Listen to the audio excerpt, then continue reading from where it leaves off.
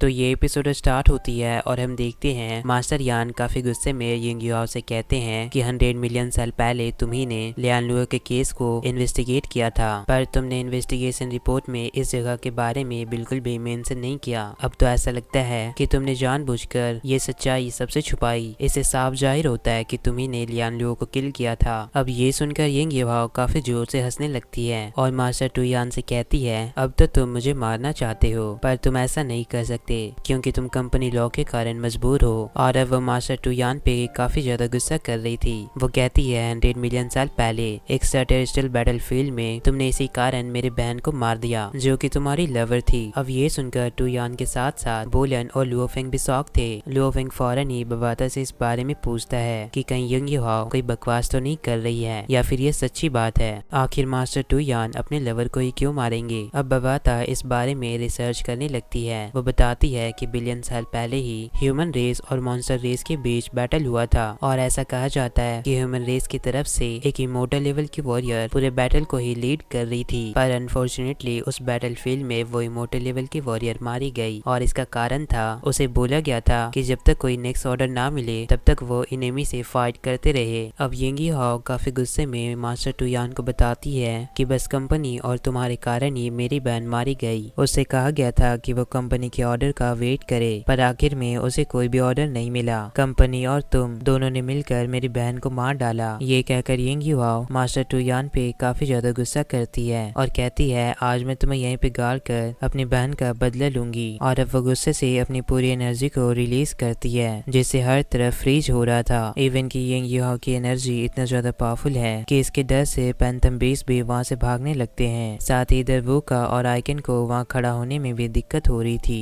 और यही हाल बाकियों का भी था। अब पूरे ही डीमन माउंटेन में हर तरफ यिंग युआओ की एनर्जी रिलीज होती है, जबकि इधर हम देखते हैं टू यान यिंग युआओ को किसी और वर्ल्ड में ले जाते हैं और खुद भी वहाँ चले जाते हैं, पर उन दोनों के फाइट का इम्पैक्ट इस वर्ल्ड में भी हो रहा था। ये देखकर बोलन और लुओ फेंग शॉक होते हैं। लुओ फेंग बताता है कि दोनों वर्ल्ड के दरमियान एक स्ट्रॉन्ग सा ब्लॉकेज है, पर इसके बाद भी उनका इम्पैक्ट यहाँ पे आ रहा है और ऐसा फील हो रहा है कि जैसे टाइम ही फ्रीज हो चुकी हो। असल में ये मास्टर की स्पेशल डोमेन है। जबकि दूसरी ओर हम देखते हैं यिंग युआओ और टू यान के बीच फाइट हो रही थी, जहाँ टू यान यिंग युआओ से बताते हैं तुमने बदला लेने के चक्कर में जो लोग मेरे से जुड़े भी नहीं तुमने उसे भी बेवजह मार दिया। अगर तुम्हें सिर्फ मुझसे ही बदला लेना था तो तुमने उन बेकसूर ह्यूमन जीनियस को क्यों मारा। ये माफ करने के लायक नहीं है। ऐसा लगता है कि तुम जर्क मॉन्स्टर के साथ मिल चुकी हो और इंसेक्ट क्लैन के साथ मिलकर हमारे ह्यूमन जीनियस को किल कर रही हो। अब टू यान यिंग युआओ पे काफी ज्यादा गुस्सा कर रहे थे, जिस पर यिंग युआओ कहती है मैं कंपनी के साथ साथ सभी को किल करना चाहती हूँ, मुझे किसी के साथ नहीं मिलना, मैं तो बस अपना बदला लेना चाहती हूँ। जब किसी शिफ्ट होती है तभी वहाँ बोलन लुओ फेंग और बाकी सभी वॉरियर वहाँ आ जाते हैं। मास्टर टू यान बताते हैं कि मैं एल्डर जियांग के पास यिंग युआओ को सरेंडर करूंगा और तुम सबका डीमन माउंटेन मिशन कंप्लीट होता है तो तुम सब फौरन ही यहाँ से चले जाओ। इस पर वो सारे वॉरियर फौरन ही वहाँ से जाने लगते हैं, जबकि लुओ फेंग जाने से पहले अपने मास्टर और यिंग युआओ की ओर देखता है और उसे यिंग युआओ के लिए बुरा फील हो रहा था। इधर हम देखते हैं मास्टर के अटैक से यिंग युआओ काफी बुरी तरह घायल हो चुकी थी, उसके मुंह से भी ब्लड आ रहा था। टू यान बताते हैं कि उस वक्त तुम्हारी बहन जिया खुद को ही सेक्रीफाइस कर दी ताकि वो इंसेक्ट क्लैन को डिफीट कर सके और जिया की सेक्रीफाइस के कारण ही ह्यूमन क्लैन में दोबारा से पीस कायम हो पाया। अगर आज वो तुम्हारा ये रूप देखती तो क्या वो कभी तुम्हें माफ करती। इतना कुछ सुनने के बावजूद यिंग युआओ टू यान के पैर पकड़कर उससे कहती है कि तुम मेरे बहन के कातिल हो, तुम्हें मुझे जज करने का कोई हक नहीं है। पर टू यान उसे गले के बल उठाकर कहते हैं तुमने तो इंसेक्ट क्लैन के साथ मिलकर इंसेक्ट क्लैन को हेल्प किया है, साथ ही तुमने ह्यूमन क्लैन के काफी सारे जीनियस को किल किया है। ऐसा करके तुम अपनी बहन जिया के सेक्रीफाइस को ही बर्बाद कर रही हो। उसने बस ह्यूमन क्लैन को बचाने के लिए खुद को ही सेक्रीफाइस कर दिया और आज तुम ह्यूमन क्लैन को ही धोखा दे रही हो। तो तुम्हारी बहन जिया का असली कातिल मैं नहीं बल्कि तुम हो। तुम्हें जिया को अपनी बहन कहने का भी हक नहीं है। उस वक्त जिया अकेले ही पूरे इंसेक्ट क्लैन से फाइट की, इवन की वो अपनी पूरी बहादुरी के साथ इंसेक्ट क्लैन के लीडर से फाइट की थी, पर उसके सेक्रीफाइस के बाद उसका बॉडी भी अचानक ही डिसअपेयर हो गया और कई एरा तक मास्टर टू यान जिया के बॉडी को ढूंढ रहे थे। वो दूसरे गैलेक्सी में जाकर जिया की बॉडी को फाइंड आउट करने की कोशिश करते हैं। बस वो लॉन्ग गैलेक्सी में उसका एक रिंग मिला था। अब टू यान वो रिंग यिंग युआओ को दे देते हैं, जिसमें जिया किंग टू यान से कह रही थी कि जब भी तुम्हें ये लेटर मिले तुम सब फौरन ही इंसेक्ट क्लैन पे अटैक कर देना। और सॉरी मैं तुम्हें बता नहीं पाई, मुझे यहाँ पे इंसेक्ट क्लैन के लीडर का होने का पता चल गया था, इसलिए मैंने जानबूझकर क्रिस्टल फायर अटैक किया क्योंकि इसके अलावा इस बैटल को जीतने का हमारे पास कोई दूसरा रास्ता नहीं था। और ऐसा करके वो पूरे ह्यूमन क्लैन को ही बचा ली और इंसेक्ट क्लैन के लीडर को किल करके वो खुद भी मारी गई। वो आखिर में टुयान से माफी मांगती है। अब ये सब सुनकर यिंग युहाओ काफी ज्यादा इमोशनल हो रही थी और अपने सिस्टर को मिस करने लगती है। जबकि दूसरी ओर हम देखते हैं सारे लोग कंपनी के लॉबी एरिया में आ चुके हैं जहाँ डोंग जुन और वू का आपस में कार्ड प्ले कर रहे थे। वहीं दूर बैठा लुओ फेंग अपने पॉइंट्स को चेक कर रहा था। बवाता बताती है कि तुम्हें इस मिशन के लिए 10,000 ब्लैक कमांड प्लेट मिले हैं और इससे तुम गोल्डन वॉइड फायर को भी एक्सचेंज कर सकते हो जो कि 2 मिलियन हुन युआन का है। बवाता नोटिस करती है कि वो तो लुओ फेंग को अच्छे ट्रेजर के बारे में बता रही है जो कि 2 मिलियन हुन युआन का है, पर फिर भी लुओ फेंग कोई रिएक्शन नहीं दे रहा है। असल में लुओ फेंग उसी बारे में सोच रहा था। वो थोड़ा परेशान लग रहा था। तो बवाता लुओ फेंग के कॉन्शियसनेस में एंटर करती है जहाँ लुओ फेंग मोरो के बारे में सोच रहा था। साथ ही उसे उसकी मेमोरीज से पता चलता है कि मोरो के हाथ में भी इंसेक्ट क्लैन का वो निशान था। अब ये देखकर लुओ फेंग और भी ज्यादा सीरियस हो जाता है। लुओ फेंग कहता है कि ये तो इंसेक्ट क्लैन की निशान है और मोरो मरने से पहले यिंग युहाओ से कहा था कि हम दोनों का मिशन तो एक ही है। इसका मतलब यिंग युहाओ भी इंसेक्ट क्लैन से मिली हुई है। अब उसे और भी अच्छी समझ आता है कि जूलो कॉन्टिनेंट में उसे इंसेक्ट क्लैन की निशान मिली थी और मोरो हमारी जासूसी करके इंसेक्ट क्लैन से मिला था और वो हम पे अटैक करने। फिर लुओ फेंग बताता है कि जूलो कॉन्टिनेंट और डीमन माउंटेन बस यही 2 जगह है जहाँ मोरो विजिट किया है और यहाँ से सबसे करीब कोई डेस्टिनेशन है तो वो है क्यानकुन यूनिवर्स। इसका मतलब इंसेक्ट क्लैन जरूर इसी प्लेनेट पे होंगे। मुझे कंपनी को इस बारे में रिपोर्ट कर देना चाहिए। जिस पर बवाता कहती है कि हमारे पास क्लू काफी कम है, अगर हम रिपोर्ट भी करते हैं तो कंपनी इस बात को इतना ज्यादा सीरियस नहीं लेगी। फिर बवाता खुश होते हुए लुओ फेंग को बताती है कि बस एक तरीका है जिससे तुम क्यानकुन यूनिवर्स में इन्वेस्टिगेट कर सकते हो। इसके लिए तुम्हें स्पेशल मैसेंजर बनना होगा। तो लुओ फेंग को इस बारे में कुछ समझ नहीं आता है। तो बवाता उसे दोबारा से समझाने लगती है कि कंपनी के इस यूनिवर्स किंगडम में अलग अलग ब्रांचेस हैं और कंपनी हमेशा स्पेशल मैसेंजर को ही इन्वेस्टिगेट करने का टास्क देती है। इससे तुम्हें काफी अच्छा अपॉर्चुनिटी मिलेगा कि तुम कंपनी की तरफ से क्यानकुन यूनिवर्स में जाओ और वहाँ पे इंसेक्ट क्लैन के बारे में इन्वेस्टिगेट कर सकते हो। जिस पर लुओ फेंग कहता है स्पेशल मैसेंजर बनने के लिए क्या चाहिए। तो बवाता कहती है क्या तुम्हें याद है तुमने अभी तक बोलन से अपना फाइट फिनिश नहीं किया है। सीन शिफ्ट होती है और हम देखते हैं किंग टुयान एल्डर जियांग को सारी चीजें इन्फॉर्म कर दिए थे। एल्डर जियांग कहते हैं तो फिर जूलो कॉन्टिनेंट और डीमन माउंटेन पे जो भी हुआ इन सब के पीछे मोरो का हाथ है। और मास्टर को यकीन नहीं हो रहा था कि यिंग युहाओ भी इंसेक्ट क्लैन के साथ मिली है। फिर किंग जिनयान इंसेक्ट क्लैन पे गुस्सा करने लगते हैं। तभी मिस लो बताती है पर मोरो तो मर चुका है और यिंग युहाओ इंसेक्ट क्लैन के सील के साथ फंस चुकी है। वो हमें कुछ भी नहीं बताने वाली। अगर ऐसी बात है तो फिर फ्यूचर में हमें कंपनी मेंबर को भी पहचानने में काफी ज्यादा मुश्किलें होगी। किसी पे भी ट्रस्ट करना मुश्किल हो सकता है। जिस पर एल्डर जियांग कहते हैं कि इंसेक्ट क्लैन के साथ फाइट करने के लिए हमें अपने मेंबर्स को भी बढ़ाना होगा। हमें उन कल्टिवेटर को इंसेक्ट क्लैन के बारे में बताना होगा। एयर यूनिवर्स बैटल चल रहा था। इधर लुओ फेंग कहता है हाँ मुझे याद है एयर बैटल चल रहा था और स्पेशल मैसेंजर बनने के लिए मुझे ये फाइट जीतना होगा, तभी मैं एंशिएंट एयर रीजन का मेंबर बन सकता हूँ। इस पर बवाता कहती है ये तो बस तुम्हारी एक रिक्वायरमेंट है। दूसरी रिक्वायरमेंट तुम्हें अपने ह्यूमन बॉडी को डोमेन मास्टर लेवल का ब्रेक थ्रू करना होगा और ये ब्रेक थ्रू करना आसान नहीं है। इसलिए बेहतर होगा कि तुम पहले फाइट पे फोकस करो। और वैसे भी मोरो के मरने के बाद एंशिएंट एयर रीजन में जाने की वैकेंसी हो रही है, इसलिए उसे रिप्लेस करने के लिए ताइचू एयर स्पेस में से किसी को चुना जाएगा। जो भी कल्टिवेटर फर्स्ट राउंड में जीता है वो फाइनल राउंड में एंटर करेगा। एयर स्पेस क्वालिफिकेशन बैटल और इसे दोबारा से रीग्रुप किया गया है, इसलिए जो भी फाइनल राउंड में विन करता है वो ही ओरिजिनल एयर स्पेस में एंटर करेगा। अब लुओ फेंग बोलन के करीब जाकर उसे कहता है ऐसा लगता है कि अब विनर डिसाइड करना काफी ज्यादा हार्ड होगा, इसलिए हमें कुछ सेकंड के लिए रोबिन मैच में वेट करना होगा। जिस पर बोलन कहता है कि जब तक हम दोनों साथ में थे हमारा जर्नी काफी अच्छा रहा, तो यहाँ से गायब होने पर मुझे रिग्रेट नहीं हो रहा। अब बोलन वहाँ से जाते हुए लुओ फेंग से कहता है कि मुझसे फाइट करने से पहले तुम एलिमिनेट मत हो जाना। सीन शिफ्ट होती है और हम देखते हैं अरेना में काफी सारे लोग इस मैच को देखने आए थे। सब आपस में बात कर रहे थे कि आखिर इस मैच को कौन जीतेगा, क्या लुओ फेंग इस मैच को जीत सकता है। तभी वहाँ लुओ फेंग की एंट्री होती है। इवेंट के इस मैच को देखने के लिए उसकी पूरी फैमिली भी यहाँ पे आई है।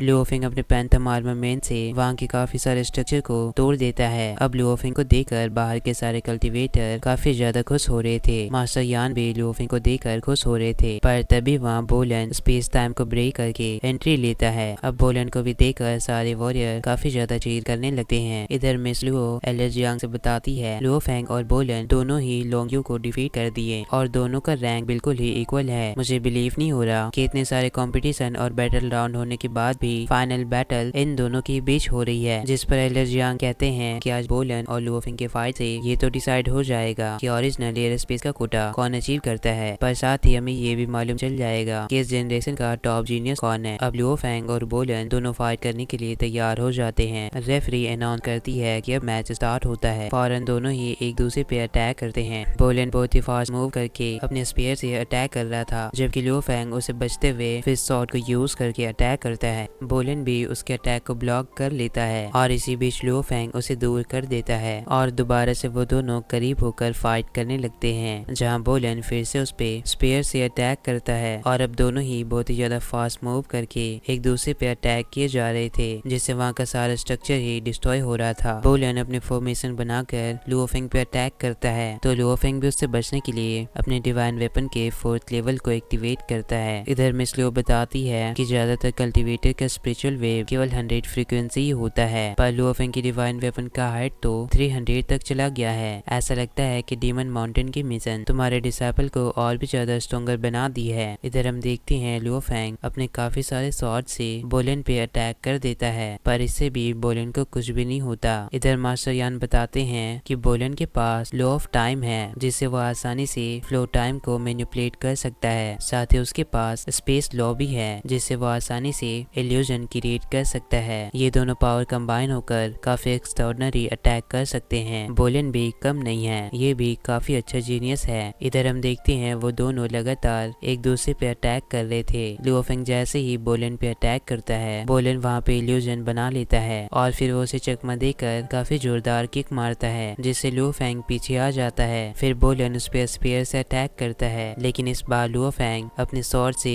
उसके अटैक को रोककर उस पे अटैक करने वाला था, पर बोलन सही टाइम पे स्पेस टाइम को एक्टिवेट कर देता है। लेकिन ऐसा करने पर भी लुओफिंग अपने स्वॉर्ड से बोलन को घायल कर देता है, तो गुस्से से बोलन फौरन ही लुओफिंग के करीब जाकर बहुत ही फास्ट अटैक करने लगता है, जिससे लुओफिंग का स्वॉर्ड उसके हाथ से छूट जाता है। फिर लुओफिंग भी उस पे किक करके उसका वेपन नीचे गिरा देता है। अब दोनों ही बिना वेपन के एक दूसरे से फाइट कर रहे थे, जहाँ लुओफिंग उसे जोरदार पंच मारता है। साथ ही बोलन भी लुओफिंग को पीट रहा था, वो लुओफिंग को किक करके दूर कर देता है और फौरन ही अपने वेपन उठाकर उससे कहता है कि अब बस बहुत हुआ, और वो पावरफुल फॉर्मेशन बनाकर उस पर अटैक करने वाला था। जबकि इधर लुओफिंग भी अपने डिवाइन वेपन के 6th लेवल को एक्टिवेट करके उस पे काफी सारे शॉट से अटैक करता है। ये देखकर मिस लियो भी शॉक होती है। लुओफिंग तो सील बनाकर बोलन के अटैक से बच रहा था, साथ ही काफी गुस्से में अपने शॉट को बाहर निकालता है और जोलो क्रिस्टल की एनर्जी को यूज करते हुए बहुत ही फास्ट बोलन पे अटैक करता है। और बस कुछ पल में ही हमें मालूम चलता है कि लुओफिंग के इस अटैक से बोलन एलिमिनेट हो गया और अब अनाउंस होती है कि लुओफिंग इस राउंड को जीत लिया। इसका मतलब लुओफिंग ओरिजिनल एयर स्पेस का न्यू मेंबर बन चुका है। ये सुनकर वहाँ के सारे लोग काफी ज्यादा खुश होते हैं। वोका को तो बिलीव ही नहीं हो रहा था कि लुओफिंग सच में बोलन को डिफीट कर दिया। ये जानकर वो काफी ज्यादा खुश होती है। रोंगजुन भी इस बात से खुश था। लुओफिंग की पूरी फैमिली, सारे लोग काफी ज्यादा खुश थे, जबकि इधर मास्टर यान तो मिस लुओ के सामने ही अपनी खुशी को जाहिर करने लगते हैं। एल्डर मान लुओ भी लुओफिंग के लिए खुश होते हैं और अब बोलन वहाँ पे आता है और लुओफिंग को कांग्रेस कहता है, साथ ही कहता है कि हमारा कंपटीशन अभी खत्म नहीं हुआ है। अब इधर लुओफिंग बताता है कि वो ओरिजिनल एयर स्पेस में जाने के लिए क्वालिफाई हो गया, पर फिलहाल मुझे डोमेन मास्टर लेवल का ब्रेक थ्रू करना है। आगे किंग जेनियान लुओफिंग से कहते हैं, क्या तुम सच में क्यान यूनिवर्स जाने के लिए डोमेन लॉर्ड लेवल की ब्रेक थ्रू करना चाहते हो? इस पे लुओफिंग कहता है, हाँ, मैं क्यान यूनिवर्स इसलिए जाना चाहता हूँ ताकि मैं वहाँ जाकर इंसेक्ट लैंड के बारे में इन्वेस्टिगेट कर सकूँ और मुझे इंसेक्ट लैंड के बारे में कुछ क्लू मिले। इस पे किंग जेनियान बताते हैं कि अगर तुम कॉस्मिक नेशन स्पेशल इंस्पेक्टर बन गए तो तुम्हें ज्यादा पावर नहीं मिलेगी, और एक बार तुम इंस्पेक्टर बन गए तो तुम सेफ भी नहीं रहोगे, क्योंकि जितना ज्यादा सिक्योरिटी कंपनी में रहकर मिलती है, ऐसे सिक्योरिटी तुम्हें स्पेस में नहीं मिलने वाली, क्योंकि कॉस्मिक इंस्पेक्टर को दूसरे वर्ल्ड को एक्सप्लोर करना होता है और इस यूनिवर्स में काफी ज्यादा खतरा है और कुछ जगह डीमन माउंटेन के डेथ ट्रैप से भी काफी ज्यादा टेरिफाइंग है। इस पर लुओफिंग कहता है कि मेरा घर प्लैनेट अर्थ क्यान यूनिवर्स से जुड़ी है, क्योंकि प्लैनेट अर्थ पे इंसेक्ट लैंड की नेस्ट मिली है और ये खतरा जो कि प्लैनेट अर्थ के लिए काफी ज्यादा खतरनाक है, इसलिए मैं अपने प्लैनेट को इंसेक्ट लैंड से बचाना चाहता हूँ और इसके लिए मुझे ब्रेक थ्रू करनी होगी ताकि मैं फ्यूचर में इंसेक्ट लैंड की तरफ से आने वाले थ्रेट से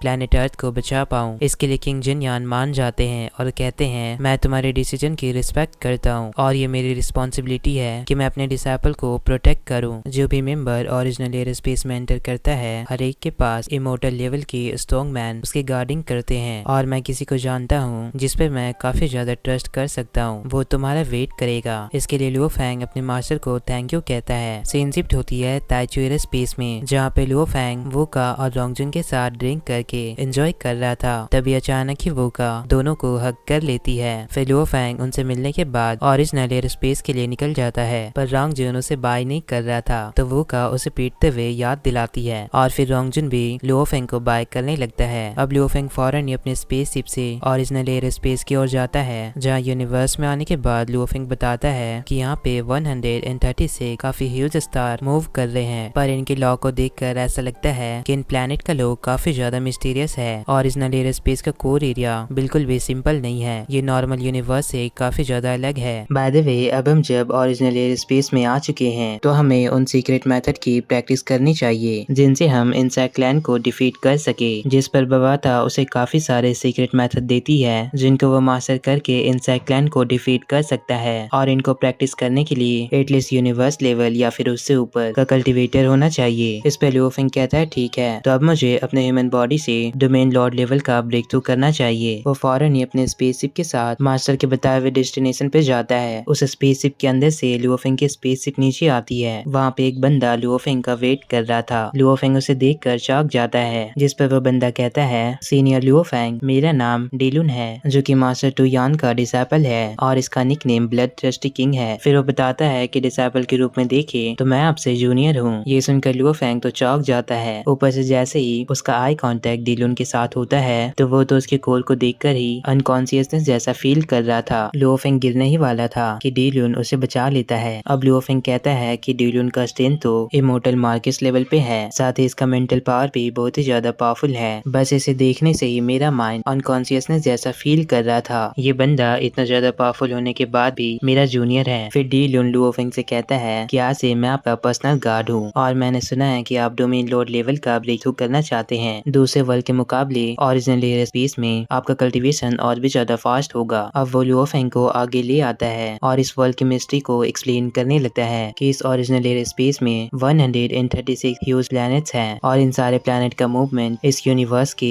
दो फंडामेंटल लॉ से कनेक्टेड है, जिसे law of time and space कहते हैं। अगर आप इन प्लैनेट के मूवमेंट के लॉ को समझ गए तो आपका ब्रेक थ्रू और भी ज्यादा फास्ट हो सकता है। अब लुओ फैंग कल्टीवेशन करने के लिए अपने स्पेसशिप के ऊपर बैठ जाता है, और ओरिजिनल एयर स्पेस की सारी एनर्जी को अपने अंदर एब्जॉर्ब करते हुए यहाँ की लॉ को समझने की कोशिश कर रहा था। वो लगातार यहाँ की एनर्जी को एब्जॉर्ब करके कल्टीवेशन करता है, और एक एक करके यहाँ के सारे प्लैनेट्स के मूवमेंट को ऑब्जर्व करता है। साथ ही बताता है कि बस एक बार मेरा human body domain Lord level का ब्रेक थ्रू कर लेगा, तो मुझे फौरन ही कैनवो यूनिवर्स जाने के लिए स्पेशल इंस्पेक्टर बनना होगा, और इसके लिए मुझे ओरिजिनल एयर स्पेस की कुछ ट्रेनिंग को स्किप करनी होगी, और अब ऐसा करने का टाइम आ गया है। तभी लुओ फैंग के पास से काफी ज्यादा एनर्जी रिलीज होता है। इस एनर्जी के इम्पैक्ट से बबाता भी उठ जाती है। इधर डेलुन लुओ फैंग को देखकर इम्प्रेस हो रहा था। इधर लुओ फैंग लगातार उन सारी एनर्जी को एब्जॉर्ब करके कल्टीवेशन कर रहा था, जिससे वो सारी एनर्जी उसके कोर में एब्जॉर्ब हो जाती है। अब जैसे ही लुओ फैंग कल्टीवेशन करके उठता है, वो अचानक ही ओरिजिनल एयर स्पेस की लॉ को समझने के बाद इल्यूजन में चला जाता है, और इस कल्टीवेशन के बाद अब वो इस यूनिवर्स को काफी अच्छे से समझ पा रहा है। साथ ही वो अपने सामने उन एनर्जी को भी देखता है। जैसे ही वो उसे टच करता है, वो फौरन ही अपने इल्यूजन से बाहर आ जाता है। सीन शिफ्ट होती है और हम देखते हैं डेलुन लुओ फैंग को स्पेसशिप के अंदर ले आया था, जहाँ लुओ फैंग कुछ एडवांस टेक्नोलॉजी को यूज करते हुए कल्टीवेशन कर रहा था। और जैसे ही वो एआई रोबोट उसे एक्टिवेट करती है, लुओ फैंग का मेंटल पावर तो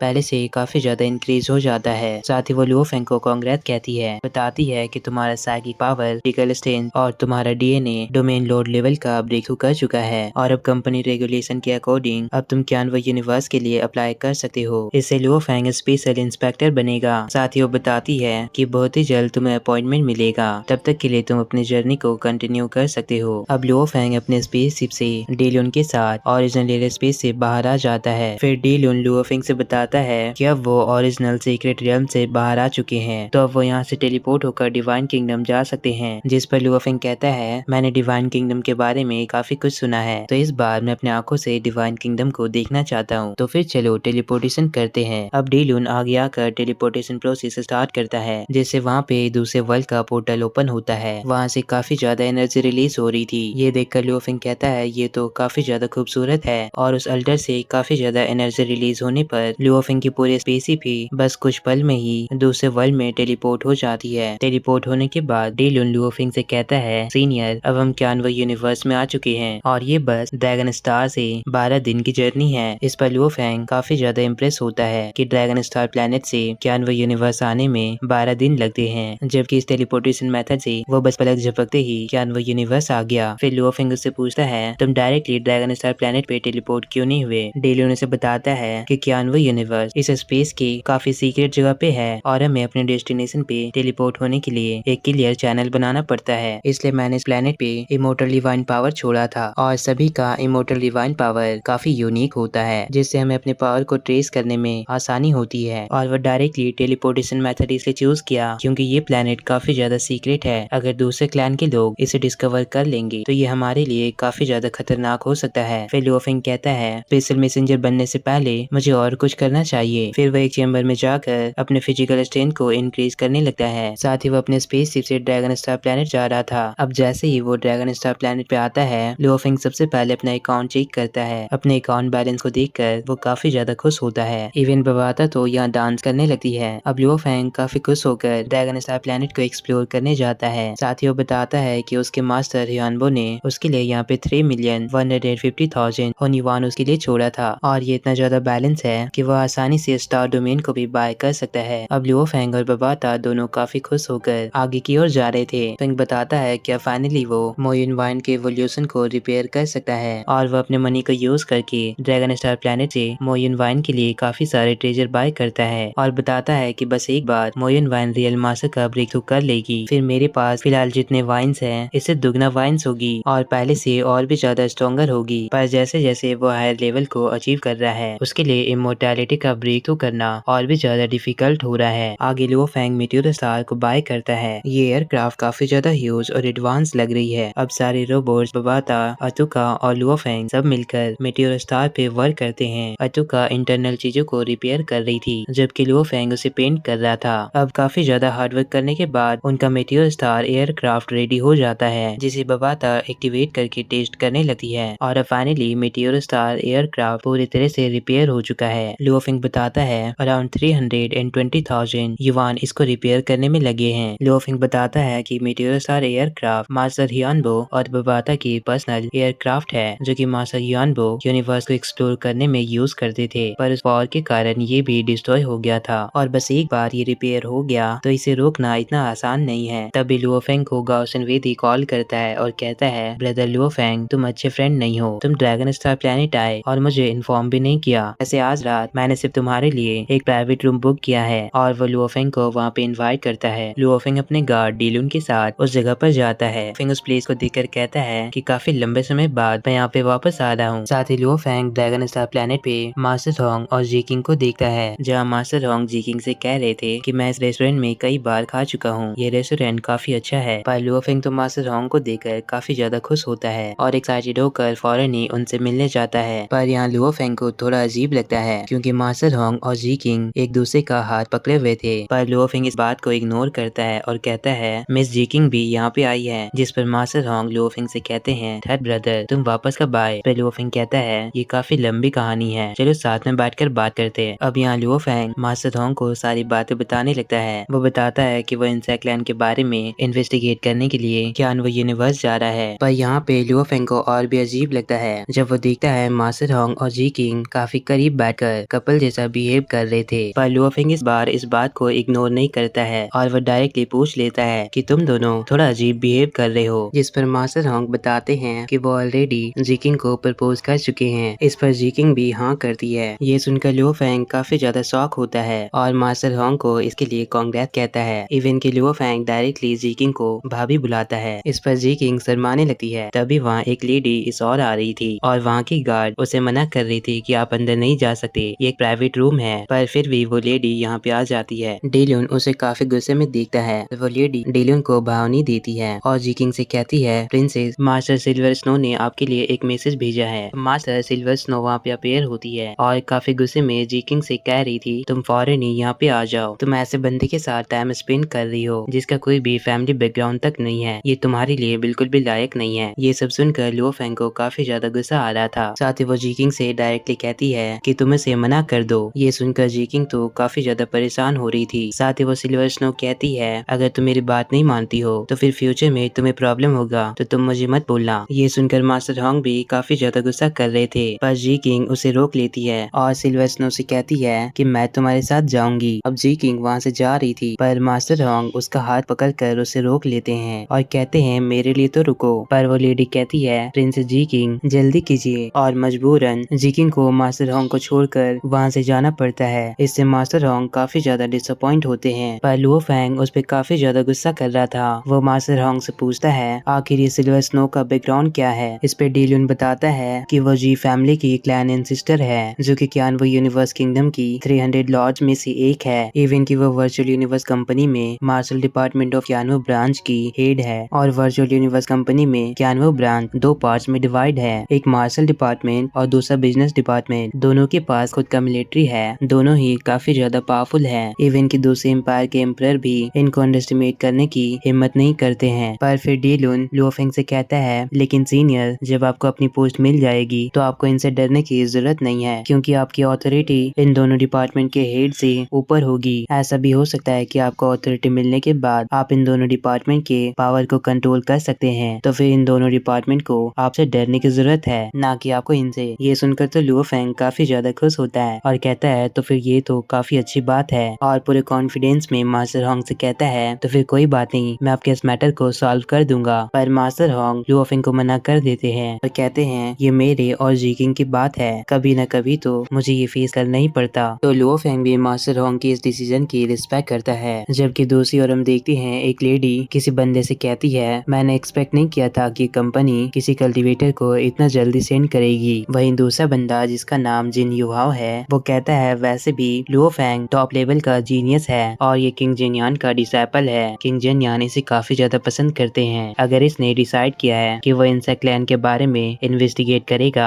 तो हमें इस बात को सीरियसली लेना चाहिए। हमारे लिए इसका सामना करना इतना आसान नहीं होगा। इसी के साथ ये पार्ट यहीं पे खत्म होती है। बाकी जो लोग चैनल पे न्यू हैं वो चैनल को सब्सक्राइब कर ले, साथ ही वीडियो को लाइक करके कमेंट कर देना।